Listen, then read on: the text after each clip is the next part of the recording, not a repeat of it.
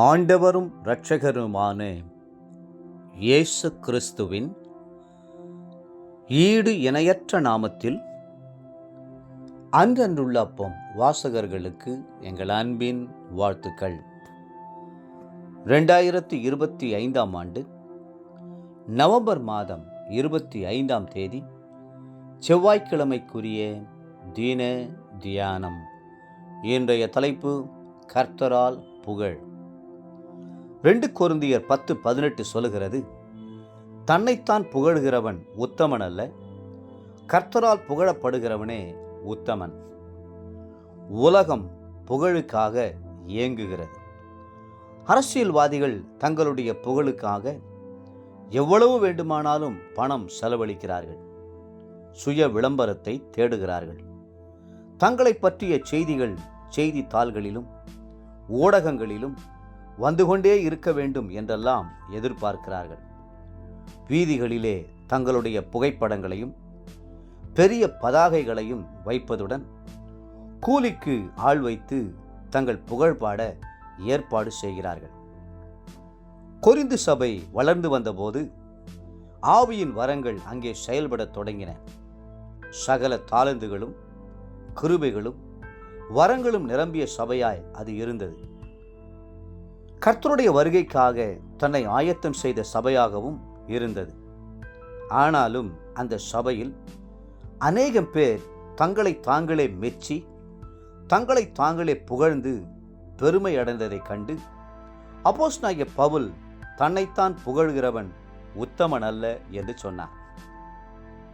ஒரு முறை ஆண்டவராகிய இயேசு கிறிஸ்து மலை பிரசங்கத்தை நிகழ்த்திய போது, எல்லா மனுஷரும் உங்களை குறித்து புகழ்ச்சியாக பேசும்போது உங்களுக்கு ஐயோ, அவர்கள் பிதாக்கள் கள்ள தீர்க்கதரிசிகளுக்கும் அப்படியே செய்தார்கள் என்று சொன்னார். லூக்கா 6:26. நம்முடைய வழிகளையும் வாழ்க்கையும் தேவன் தம் தராசில் நிறுத்தி பார்க்கும் பொழுது குறைவு இருந்தால் அதை சுட்டி காண்பிப்பார். நிறைவாய் இருந்தால் பாராட்டுவதற்கு தயங்க மாட்டார். பாபிலோன் ராஜாவாகிய பெல்சாத்சார் வாழ்க்கையும் செயலையும் தேவனுடைய தராசு நிறுத்து பார்த்தது. மெனே மெனே தெக்கேல் உப்பார்சின் என்று ஆண்டவர் எழுதினார். தெக்கேல் என்பதற்கு நீ தராசிலே நிறுக்கப்பட்டு குறைவுள்ளவனாக காணப்பட்டாய் என்று அர்த்தம். அந்த குறைவு நிமித்தம் தேவனுடைய நியாயத்தீர்ப்பு அவன் மேல் வந்தது. அந்த இரவு அவன் கொலை செய்யப்பட்டான்.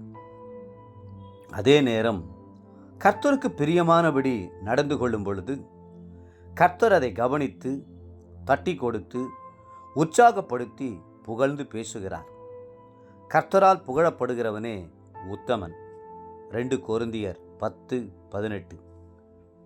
கர்த்தர் நோவாவை புகழ்ந்து சொன்னார், இந்த சந்ததியில் உன்னை எனக்கு முன்பாக நீதிமானாக கண்டேன். ஆதியாகமம் 7:1. புகழ்ந்தது மட்டுமல்ல, ஜல பிரளயத்திலிருந்து நோவாவை காக்கும்படி நோவாவுக்கு ஆலோசனை கொடுத்தார். அப்படியே அந்த பேழையில் நோவாவின் அவன் குடும்பத்தையும் பாதுகாத்தார். நோவா அவ்வளவாய் கர்த்தரால் புகழப்படுவதற்கு காரணம் என்ன? வேதம் சொல்லுகிறது, ஆதியாகமம் 6:9, நோவா தன் காலத்தில் இருந்தவர்களுக்குள்ளே நீதிமானும் உத்தமனுமாயிருந்தான். நோவா தேவனோடு சஞ்சரித்து கொண்டிருந்தான். தேவ பிள்ளைகளே, நீங்கள் தேவனோடு நடக்கும் பொழுது, தேவ சமூகத்தில் அதிக நேரம் ஜெபத்திலே தரித்திருக்கும் பொழுது நீதிமானும் உத்தமனுமாய் விளங்குவீர்கள். இன்றைய நினைவிற்கு 1 தெசலோனிக்கேயர் 2:4. தேவன் எங்களை உத்தமர் என்றெண்ணியபடியே நாங்கள் மனுஷருக்கு அல்ல, எங்கள் இருதயங்களை சோதித்தருகிற தேவனுக்கே பிரியமுண்டாக பேசுகிறோம். இன்றைய வேத வாசிப்பு காலை எசேக்கியேல் 24, 25 மற்றும் 26ஆம் அதிகாரங்கள். மாலை 1 பேதுரு 2ஆம் அதிகாரம். அன்புக்குரிய அந்தனுள்ளப்பம் வாசகர்களே, மீண்டும் உங்களை வாழ்த்துகிறோம்.